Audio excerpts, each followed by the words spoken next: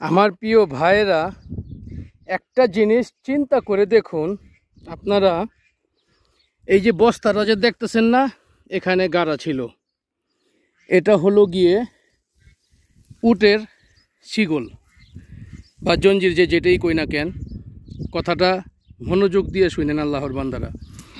প্রায় 7 থেকে 8 মাস আগে এইখানে এই বস্তাটা সাথে এই যে শিগলটা বাইন্দা নিচে রাখা হয়েছে। এটা হলো গিয়া সৌদি আরবের মধ্যে যে সকল পুরুষ উটগুলো থাকে, এগুলো শুধু তাদের জন্য, ঠিক আছে?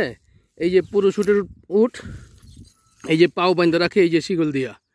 তো এখন কথা হইল গিয়া, দেখুন 7-8টা মাসের মধ্যে এই প্লাস্টিক যেমন এরকমই রয়েছে, কিন্তু দেখুন এই যে দেখুন লোহা জং খায়া প্রায় 30% ক্ষয় হয়ে গেছে গা। দেখুন আল্লাহ বুঝেন, মানে লোহার কাছে এই প্লাস্টিকের কোনো মাইনে রাখলো না, মানে প্লাস্টিক এখনও কিছুই হয়নি কা।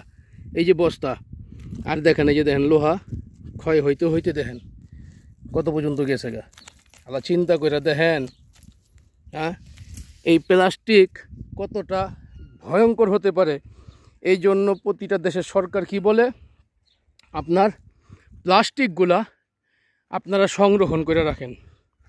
এই যে যেমন ধরুন গত 3 দিন আগে এই যে বাতাসে এই যে প্লাস্টিকগুলো উড়ে এখানে আইছে, তাহলে আমার এখন কি করা উচিত, এই প্লাস্টিকগুলা সংরক্ষণ কইরা নির্দিষ্ট একটা ময়লা ড্রামে ফালাইয়া দাও।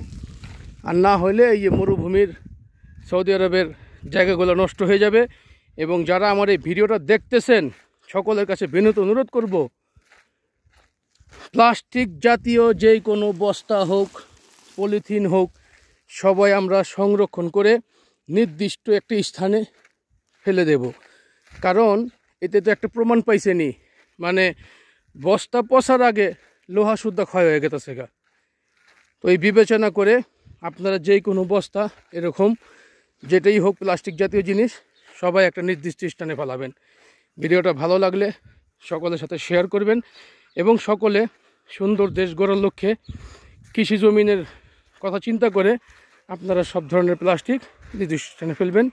তো ভালো থাকবেন। আসসালামু আলাইকুম রহমতুল্লাহি ওয়া বারাকাতুহু।